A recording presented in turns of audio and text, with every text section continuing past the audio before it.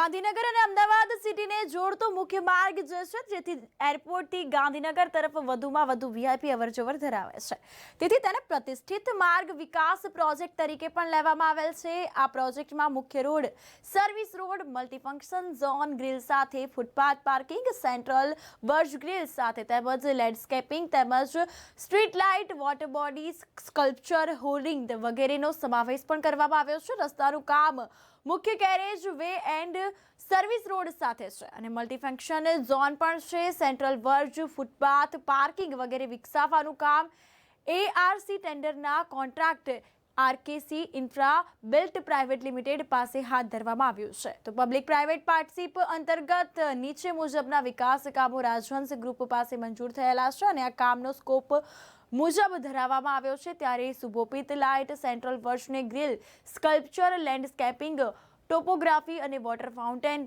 વગેરે સહિતના multifunction zone, central verge તેમજ ટ્રાફિક આઇલેન્ડ વગેરેનો વિકાસ કરવામાં આવ્યો છે।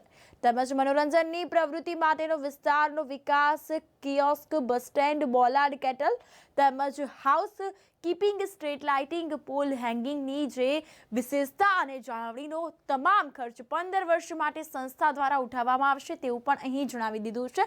અલગ અલગ સ્ટ્રક્ચર બનાવવામાં આવશે જેનો સમગ્ર ખર્ચ સદર સંસ્થા દ્વારા ભોગવવામાં આવશે। પબ્લિક પ્રાઇવેટ પાર્ટનરશિપની સંસ્થા સાથે ઉપરોક્ત તમામ જાહેરાત પૈકી 75 જાહેરાત કરવાના અધિકાર રહેશે અને 25 જાહેરાતના અધિકાર અમદાવાદ મ્યુનિસિપલ કોર્પોરેશન પાસે રહેશે। અમુક ખાસ સરકારી પ્રસંગે 100 જાહેરાતના અધિકાર અમદાવાદ મ્યુનિસિપલ કોર્પોરેશનને સુપ્રત કરવાના રહેશે તેવું પણ અહીં જણાવી દીધું છે। અમદાવાદ મ્યુનિસિપલ કોર્પોરેશન દ્વારા સૌપ્રથમ પીપીપી ધોરણે એરપોર્ટ સર્કલથી ઇન્દિરા સર્કલથી બ્રિજ સુધીના રોડને આઇકોનિક રોડ ડેવલપમેન્ટ પ્રોજેક્ટ તરીકે હાથ ધરવામાં આવેલ છે અને આ સદર રોડ ગાંધીનગર અને અમદાવાદ સિટીને જોડતો મુખ્ય માર્ગ છે જેથી એરપોર્ટથી ગાંધીનગર તરફ વધુમાં વધુ વીઆઈપી અવરજવર ધરાવે છે। તેથી તેને પ્રતિષ્ઠિત માર્ગ વિકાસ પ્રોજેક્ટ તરીકે હાથમાં લેવામાં આવે છે અને આ જે સદર પ્રોજેક્ટ છે એમાં મુખ્ય road, service road, multi junction grown grill સાથે footpath parking, central verge grill સાથે અને landscaping, street light, water body, sculpture, hoarding વગેરેની સમાવેશ કરવામાં આવેલ છે અને આ સદર રસ્તાનું મુખ્ય કામ કેરેજ અને સર્વિસ રોડ સાથે multi junction zone, central verge, footpath parking વિકસાવવાનું કામ એઆરસી ટેન્ડર અને contractor RKC infra private limited પાસે હાથ ધરવામાં આવેલ છે અને આ જે રોડ બની રહ્યો છે એ અમદાવાદમાં સૌ પ્રથમ આઇકોનિક રોડ છે અને આ રોડથી જે આજુબાજુના રહેતા વિસ્તારને અનેકાનેક સુવિધાઓ મળવાની છે અને આ રોડમાં જે લાઇટિંગ અને પાણીનો નિકાલ થાય એવી રીતે આ રોડનું આયોજન કરવામાં આવ્યું છે। અમદાવાદ મહાનગર દ્વારા 2024ની શરૂઆતમાં નગરજનોને એક એરપોર્ટ સર્કલથી ઇન્દિરા બ્રિજ સર્કલ સુધીની એક આજે નવીન ભેટ મળવા માટે જઈ રહી છે। આ ટોટલ જે રોડ છે તેની લંબાઈ 1.7 કિલોમીટર જેટલી છે। આ રોડ એક આઇકોનિક પ્રોજેક્ટ તરીકે વિકસાવવામાં આવ્યો છે। લગભગ 35થી 40 કરોડના ખર્ચે જે ભૂતકાળમાં 40 મીટરનો હયાત રોડ હતો એ હાલમાં 60 મીટરના હયાત રોડ તરીકે સુંદર આકર્ષક રીતે વિકસાવવામાં આવ્યો છે, જેમાં 7 મીટરનો સર્વિસ રોડ તદુપરાંત 2.5 મીટરની ફૂટપાથ રાખવામાં આવી છે। પરિણામે આ વિસ્તારમાંથી જે પસાર થતા હશે એક વીવીઆઈપી માર્ગ છે અને આ વિસ્તારની સુંદરતામાં વધારો થશે।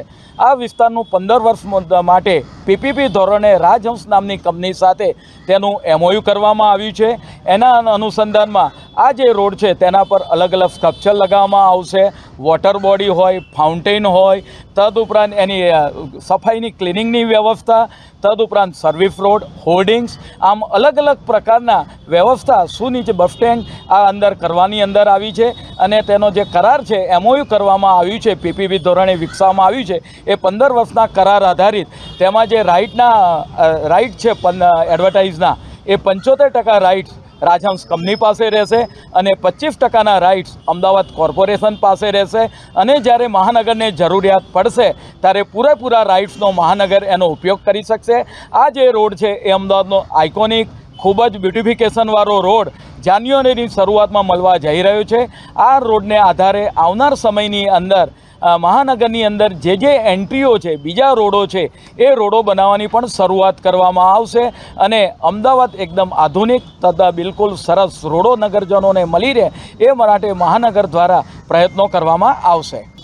સામાન્ય રીતે આ રોડ જે મુખ્ય રોડ છે એ જે લોકો બાયપાસ નીકળે ઇન્દિરા બ્રિજ તરફ એના માટેની પૂરેપૂરી વ્યવસ્થા, જે સોસાયટીના રહીશો છે એના માટે 7 મીટરનો સર્વિસ રોડ રાખવામાં આવ્યો છે.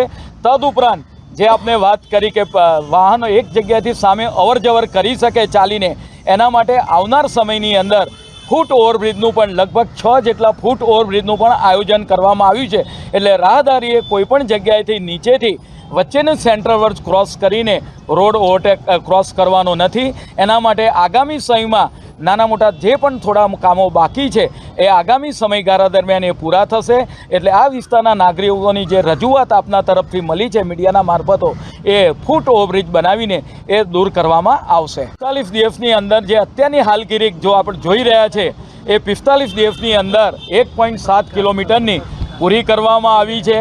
ખૂબ જ આકર્ષિત સેન્ટ્રલ વર્ક છે, એના ઉપર લાઇટ પોલ લગાવેલા છે, વચ્ચે એનું ગાર્ડનિંગ કરવામાં આવ્યું છે, અલગ અલગના ફ્લાવર છે, લગભગ 3000 કરતાં વધારે છોડ અને ઝાડ આના બ્યુટિફિકેશનમાં અને લેન્ડસ્કેપિંગની અંદર વધારો કરશે. તદુપરાંત હેંગિંગ લાઇટ, ફાઉન્ટેન અલગ અલગ જગ્યાએ, વોટર બોડીની વ્યવસ્થા, એ તમામ વ્યવસ્થા આઇકોનિક રોડ પ્રોજેક્ટની અંદર આ કરવામાં આવેલી છે. અને આવનાર સમયની અંદર જે નાની મોટી જરૂરિયાત છે એ જરૂરિયાતને પણ પૂરી કરવામાં આવશે.